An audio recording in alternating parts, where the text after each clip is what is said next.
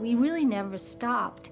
We released the first movie and went right into the development and production of the second one. So it wasn't like, I actually had a week off. I don't think Sam had a day off. So, you know, it was a kind of continuum. So we're a little shop, not quite in the same way, say, Peter Jackson and Lord of the Rings. It's not as if we were making the movies simultaneously, which would, in a sense, be a luxury. It would be nice to have known at the outset what the first three movies were going to be and have that overview.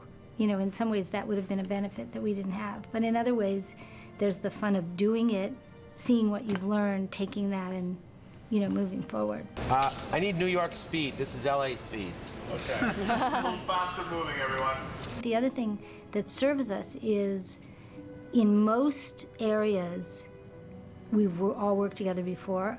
The more people I find that I can work with, that I feel comfortable with, that deliver great artistic results, I try and never let them go. Try and always make my movies with them. And I'm finding a lot on this picture. There's so many people involved in Spider-Man 2. It's so, I mean, Spider-Man 1 as well, but it's just incredible, like, to think about every little moment is drawn, you know? It's pretty incredible.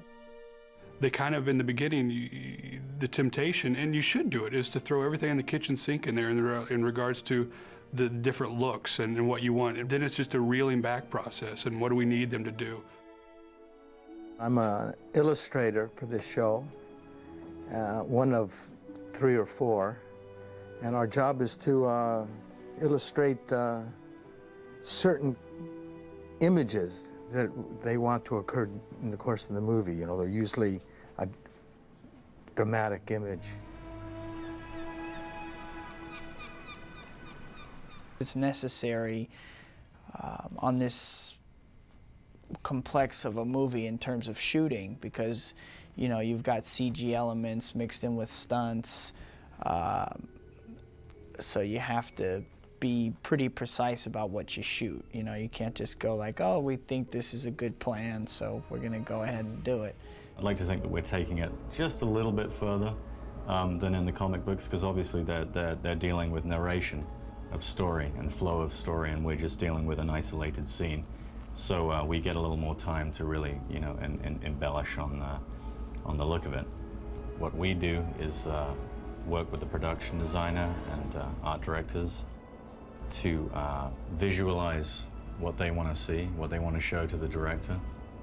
And we basically go and meet with them, and they let us know roughly what they want to see, and we illustrate it so they can print it out and show the director, see if that's the direction he wants to go in.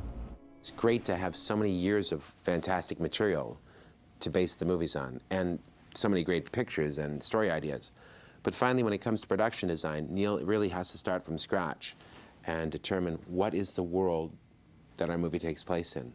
It's my 4th movie with Sam, and there's a trust level there that you cannot,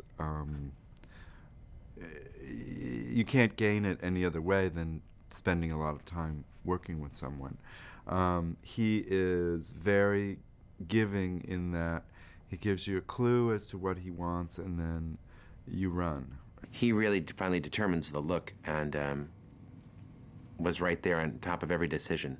And it's a very consistent New York that he's created. It's not an absolutely real New York, nor is it some New York of fantasy. What was great about having something as loose as it was at the beginning is that you can offer up as many ideas as you want and throw things into the pot, and some things were useful, some things weren't, but it's a much more, certainly a much more energetic process when you have a looser framework when you're starting, because you can add and subtract things and inspire new ideas. There are over 100 sets and locations, and some are just a street corner in New York, and some are, you know, entire streets. There were probably 10 major sets, enormous big sets, but lots of little tiny ones, bits and pieces. The art department their job basically is to manifest the physical reality of what a movie is and where they're going to shoot it, whether it's a location or a set on stage. And so most of it occurs in Spider-Man either in New York or on a stage set here in Los Angeles. And for any stage sets, we start off with reading the script and seeing what the requirements are. And our production designer will do a meeting with Sam and have a rough sketch or an idea.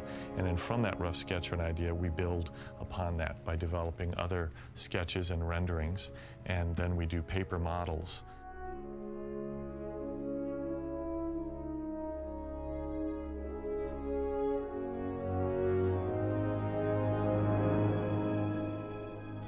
In front of me are a number of the models of the sets I've been working on.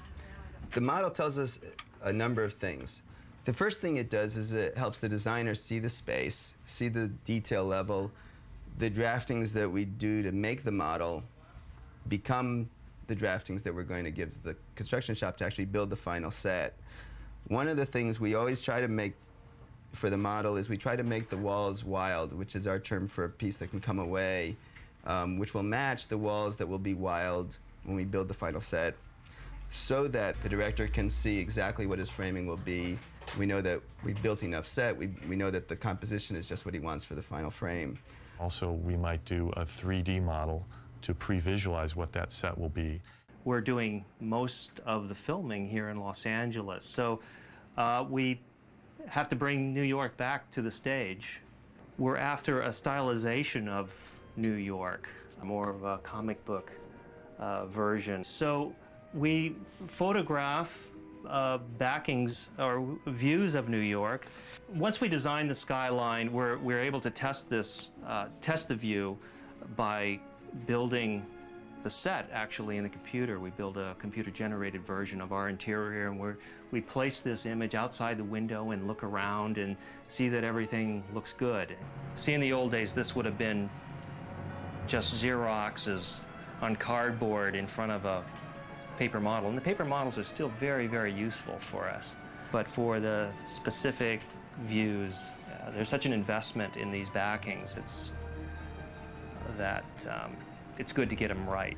And then ultimately, this will be printed on a large piece of backlit vinyl. Here we have, a couple of 100 feet of image, 34 feet high.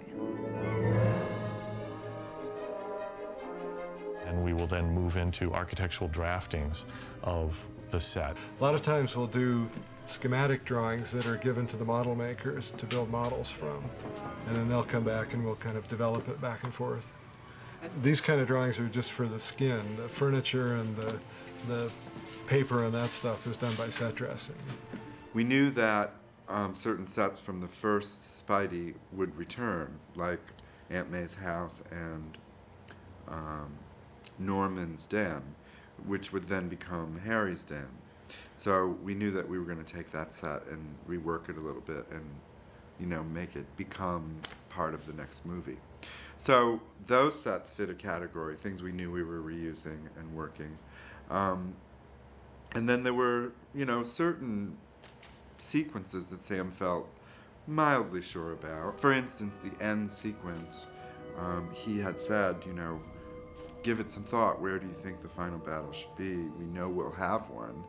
So I suggested up here, and that seemed like a good idea. Everyone was very excited about it. The whole movie was on hiatus for about 8 weeks while that set was being built. And we all came back after 8 weeks, and the first day I was back, I came back the day before we started work on the set, and I went to have a look at it, and I was stunned. I mean, it's just beautiful, beautiful, beautiful set. The pier was to be a more exploded version of the lab, and a more his life has fallen apart, it's become evil, and the scale of it, though, is several times bigger. It's about 60 feet by 120 feet by about 40 feet tall here on stage 30. We opened up the pit at the east end so that as you look down towards that end of the pit, the floor has broken away and you can see into the water. It's probably ended up being about 15 weeks of building. When we started prepping and building each individual column and bracket, and we put up the big high trusses first, and then sort of built down to the floor and then into the pit, where we had to do a rock formation to hide the pit walls, so that it appears as though the pier has not only gotten crushed on the side, but has fallen down. So a lot of the walls and trusses were put in at funny angles so that it all looks like it's crushed and damaged. It's not only been built here in full scale, but we're building a miniature interior and exterior for plate shots, placing it, on the edge of the river, and to see it collapse and go into the river at the end of the sequence. You're divvying up all the projects to as many people as you can in order to make the project get finished, but then you also want everyone to contribute and keep all their ideas going the same route. So we jump around a lot. We spend a lot of time with a lot of people and, guide it toward the end. And what's interesting is that it's not always exactly what you envisioned. Usually it's better. Usually it's more interesting because people bring things to the table.